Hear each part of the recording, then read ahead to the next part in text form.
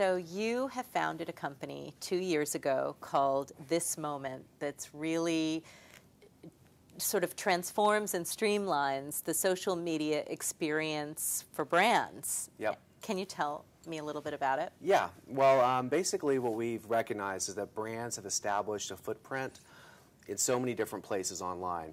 A typical footprint would be they have a YouTube brand channel, they have a Facebook fan page, they have their own website, they have an iPhone app, and what we found is that that's becoming difficult for brands to manage, just from a sheer how do I update all these things and keep them in order, but also in terms of delivering a consistent user experience, having consistent analytics, and also in terms of allowing the audiences that they aggregate in these different places to be able to communicate with each other. So these were core problems that agencies and brands told us they were having, and when we developed our product, which is called the Distributed Engagement Channel, or DEC for short, we really feel like we solved all of them kind of in one fell swoop.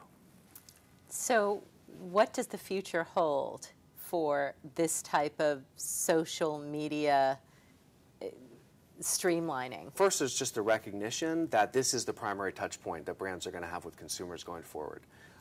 The social environment is where the most consistent interactions are going to take place from here on out. But the other thing that we've seen is almost immediately is the interest in taking this sort of concept globally, right? Because the problem of me as a brand trying to manage Facebook and YouTube and MySpace and my site and the iPhone, that's one headache.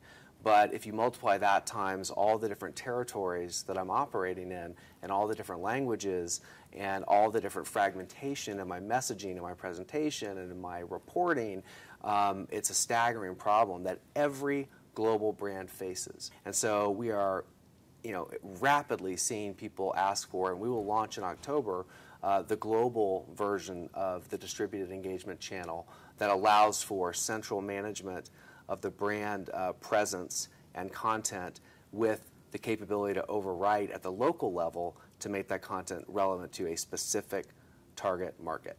So even with a translation tool?